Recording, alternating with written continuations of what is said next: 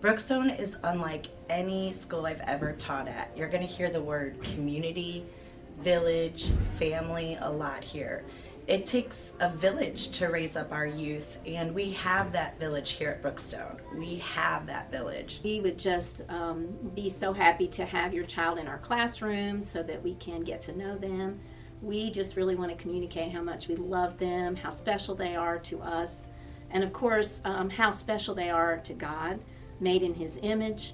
Jesus died for them, and that He has such a great plan for them. And we are so excited to have just a small part in that plan and preparing them for that plan. Students not only receive, like I would say, top-notch education from Brookstone, but they also learn the importance of integrity, compassion, and community, especially here. We want to teach them, of course, all the important things like reading and writing, but we don't want to just teach them as a whole group. We really do take each child individually and we look at where they are, what are their strengths, what are their weaknesses. We try to meet them where they are so that we can really help them to grow as they go throughout the year and just really get to the place where they feel confident, where they see their own progress, and then so that we can know as they move on that they are going to be successful. There's definitely a strong sense of community here at Brookstone, and I just can't reiterate that enough.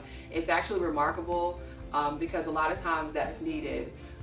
Parents, teachers, and the students, we form pretty much a close-knit network that supports and uplifts one another. I am beyond grateful to have the opportunity to teach here at Brookstone, and I know that the other teachers and families are the same way. Just grateful to have this opportunity to be here at Brookstone, that God has opened this door, and I hope you find God opens the door for you as well.